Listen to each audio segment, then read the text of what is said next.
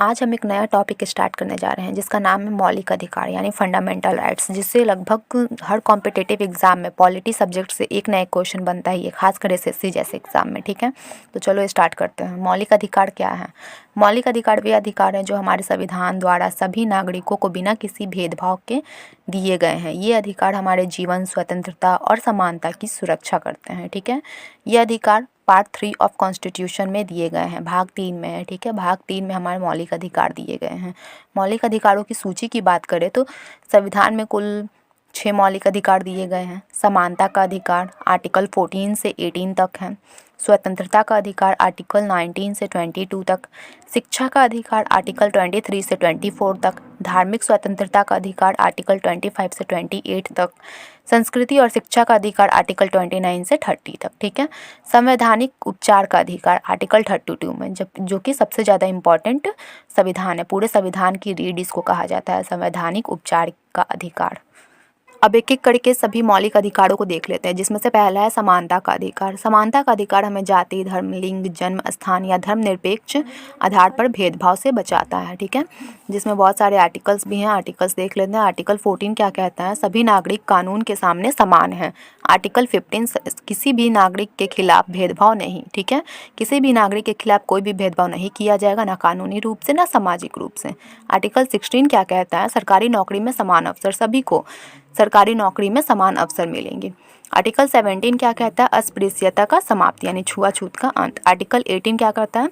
शीर्षक टाइटल को हटाए गए हैं। ठीक है, किंतु शिक्षा, सुरक्षा तथा भारत रत्न, पद्म विभूषण इत्यादि जो टाइटल्स हैं वो रख सकते हैं। ठीक है, जो कि सरकार द्वारा सम्मानित या दिए जाते हैं।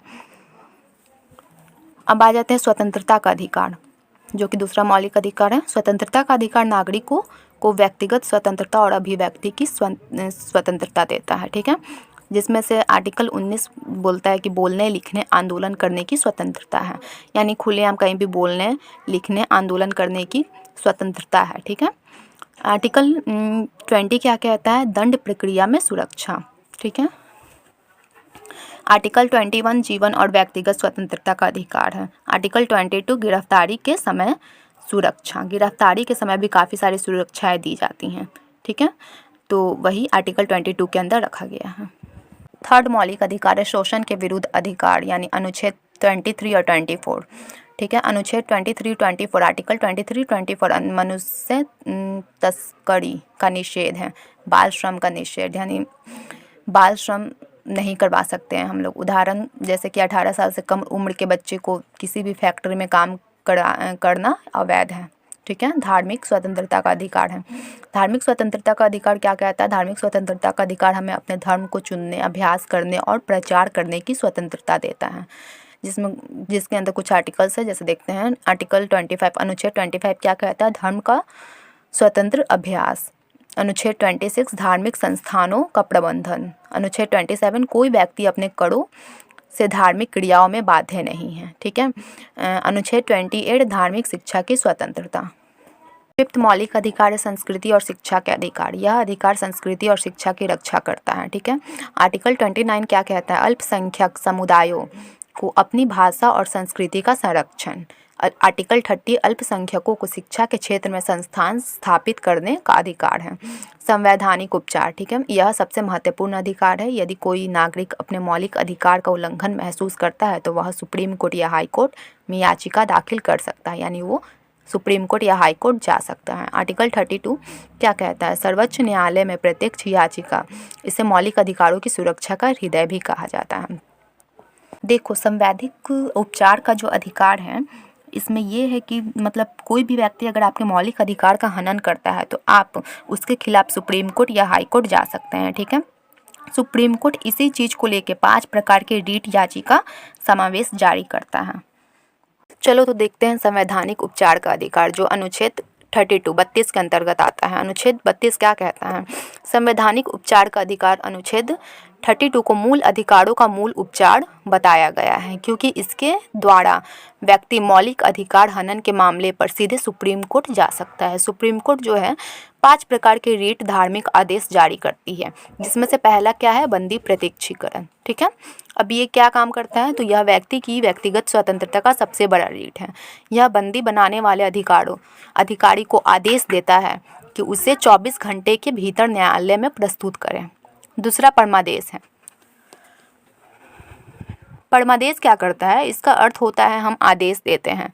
जब कोई सरकारी अधिकारी अपने से काम नहीं करता है तो ऊपर यह जारी किया जाता है। ठीक है, मतलब कोई अधिकारी अगर काम नहीं करता है तो इसको उसके ऊपर जारी किया जाता है। अधिकारी परीक्षा क्या है, अधिकार परीक्षा 3rd नंबर पे है। जब कोई व्यक्ति ऐसे कार्य को करने लगे जिसके लिए वह अधिकारी नहीं है तो उसे रोकने के लिए अधिकार परीक्षा आता है।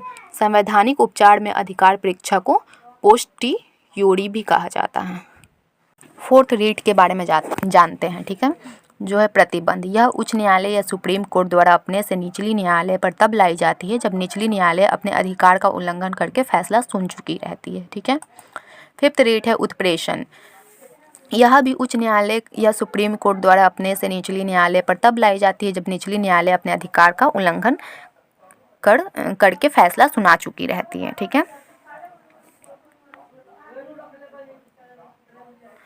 अब कुछ नोट देख लेते हैं, जैसे कि बाबा साहेब अम्बेडकर ने अनुच्छेद 32 को संविधान की आत्मा कहा है। ठीक है, इसे मूल अधिकार का मूल कहा जाता है। ये 5 प्रकार के रीट को अनुच्छेद 226 के तहत हाई कोर्ट भी जारी कर सकता है। ठीक है, यानी इसको हाई कोर्ट सुप्रीम कोर्ट दोनों जारी कर सकता है। 226 के तहत हाई कोर्ट इसको जारी करेगा। अब कुछ MCQs देख लेते हैं, जिसमें से पहला है मौलिक अधिकार की सुरक्षा के लिए भारत के सर्वोच्च न्यायालय द्वारा कितनी रीट जारी की जा सकती हैं, तो इसका आंसर क्या होगा, 5। ठीक है, ए इसका राइट आंसर होगा। और दूसरा क्वेश्चन है, निम्नलिखित में से कौन सा मूल रूप से मौलिक अधिकार था लेकिन 1978 में अनुच्छेद 300 के अनुसार कानूनी अधिकार बना दिया गया था, तो इसका राइट आंसर क्या होगा, संपत्ति का अधिकार। भारतीय संविधान का निम्न में से कौन सा अनुच्छेद अस्पृश्यता को समाप्त करता है, 20, 17, 18, 19, तो इसका राइट आंसर होगा 17। ठीक है, 4th क्वेश्चन है, मौलिक अधिकार भारतीय संविधान के किस भाग में दिए गए हैं, भाग 2, भाग 3, भाग 4 या भाग 5, तो इसका राइट आंसर होगा भाग 3। संविधान में मौलिक अधिकारों का वर्णन किस अनुच्छेद में है, अनुच्छेद 10 से 30, अनुच्छेद 12 से 35, अनुच्छेद 15 से 40 या अनुच्छेद 20 से 45, तो इसका राइट आंसर होगा 12 से 35। क्वेश्चन नंबर 6 है, संविधान के किस संशोधन से संपत्ति का अधिकार हटाया गया है, 42वां संशोधन, 44वां संशोधन, 46वां संशोधन या 52वां संशोधन, इसका राइट आंसर होगा 44वां संशोधन। 7th क्वेश्चन है, मौलिक अधिकार freedom of speech and expression किस अनुच्छेद में है, तो अनुच्छेद 19, 20, 21 या 22, तो इसका राइट आंसर होगा अनुच्छेद 19।